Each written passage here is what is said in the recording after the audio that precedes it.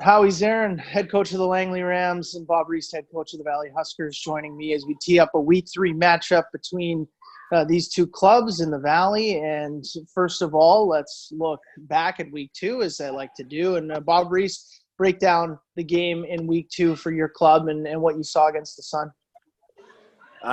Certainly it was a tight defensive battle. One that defensively we were in the game and doing a pretty good job of, keeping it an 8-point game. It was an 8-0 game going into the third quarter. Offensively, that was not a good opening half for us. We looked sloppy. We, shot ourselves in the foot with missed snaps or penalties at inopportune times and, installed drives and kudos to our defense for keeping us in a ball game that probably rightfully so we shouldn't have been in that first half.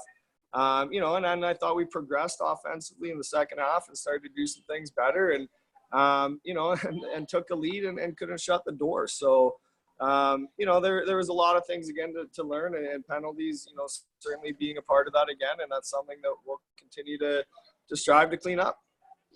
Howie, a huge win for your club. How did you break that down with your team afterwards? Well, I think, number one thing for us is discipline. I think we racked up 24 penalties. The funny thing is we took 20 in the first game, and I made a deal with our guys that if we got less than 10 penalties, I wouldn't run them. And then they got 10 penalties in the first quarter. So that kind of went out the window real quick.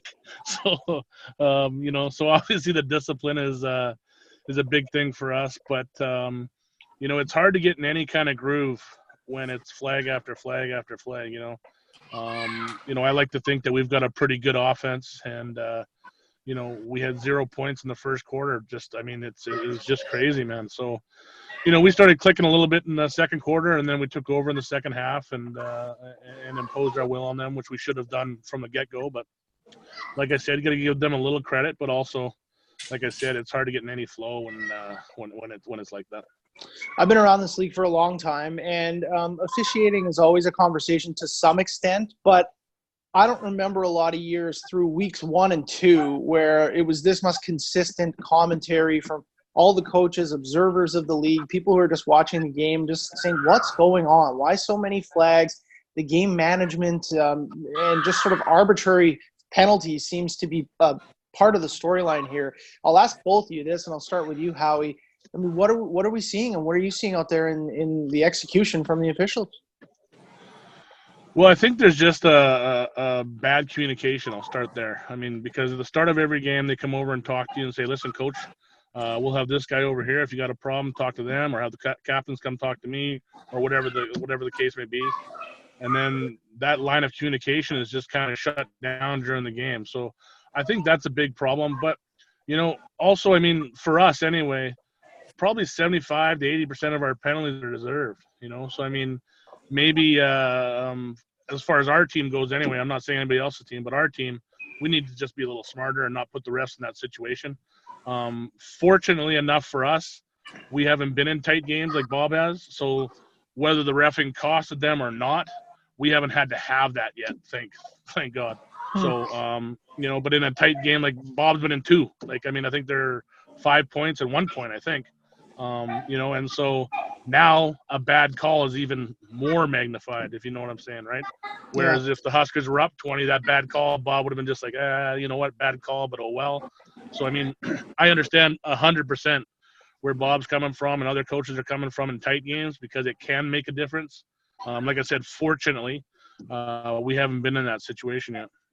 Bob, what's your sort of assessment, reaction? I know I read the comments in the paper in Chilliwack there after the game against the Sun. Really, just the timing, really costly stuff, and from what I was reading, something that maybe looked kind of obvious as well. I mean, just break it down from your vantage point.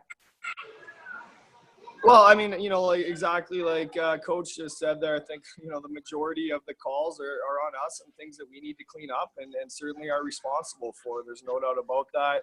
And hey, listen, I understand football is football and calls go either way. They go back and forth.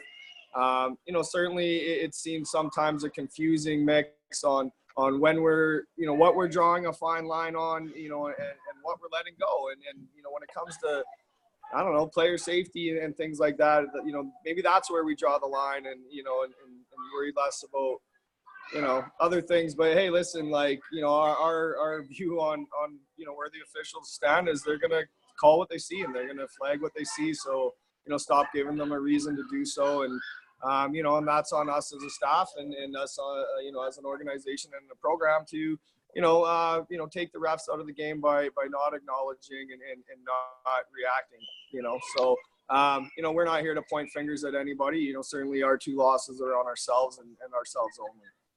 Howie, a bit of commentary, and we see this all the time, especially if a team, goes over 50, 60 points. But, Cam was not appreciative of the very late touchdown, the goal line package in there with no time on the clock. How do you sort of react? Goal line package. We don't have a goal line package yet, Dom, so I don't know about that. But okay. The kid that scored the touchdown tore his knee in the first game of the year last year and hasn't played since. So we got him in there against Kamloops, and he was running the ball real well, and he got the ball down to the goal line. So I had a decision to make. Do I show some sportsmanship and take a knee, or do I do what's best for my kid and give him a little success? So, you know what? They could say that I showed no respect and the sportsmanship and blah blah blah blah blah. But at the end of the day, you know what? I'm accountable to the Langley Rams. I'm accountable to my players, and I'm accountable to my organization. So as much as I feel bad for Coach Ellis because I love the guy, man. He coached me when I was younger. At the same time, I think that kid deserved a shot to score in the end zone, and he did. And I'm telling you right now, he's been smiling ever since. So he had a long, hard road back from tearing his knee, and I have no regrets. Bob, what's your take on that? And I'm not asking you to comment on that specific scenario, maybe, but even in hypotheticals, a scenario like that, teams up big, they want to get their second, third string guys in there, and they want to perform too. They want to score touchdowns as much as anyone. What's your sort of read on a situation like that? I don't think you can fault, somebody in Coach's situation for doing what he did either. It's football.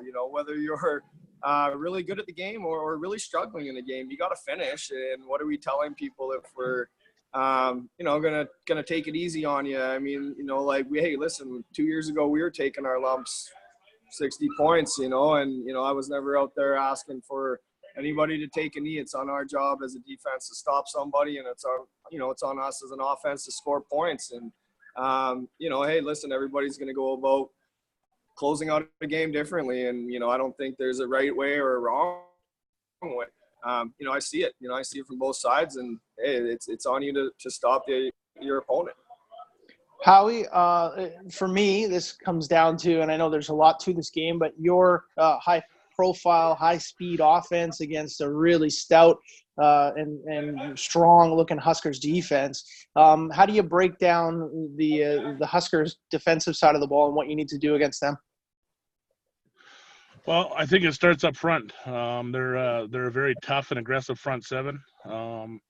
They've got a big D line. They're also very athletic, and they very well. It's hard to say this because I know we've got great linebackers. I know West Shore does, and obviously the Sun has Going and Richard. So, but the Huskers got some.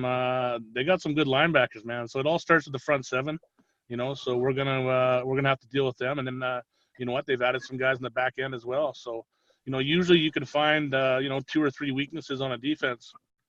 On this defense, you're lucky if you can find one. So as far as we go, it's more about how we perform instead of what they got. Because listen, they've got a great defense, and we got to go out there and perform. What about you, Bob? When you look at that Rams offense, is there a particular key? Is it the whole lineup across the board? What are you seeing? Same approach. That's the stacked football team. And we're very familiar with a lot of guys that are on that roster and what they can do. So, they're a dangerous offense in the fact that they can hit you from a lot of different positions in a lot of different ways. So, certainly there's guys that you got to key on, but you got to find a way to do that without, leaving openings in other spots as well. So, it's a matchup that we're looking forward to host there, to coming in and seeing what we can do, because I think that is, a very high-powered, possibly the most high-powered offense we have seen this far. Gentlemen, I appreciate your time. I'll be looking forward to watching this battle on Sunday night. All the best to both of you. Thanks, Dom. Appreciate it. See you soon, Bob. All right, good luck, Coach. Take care. Okay.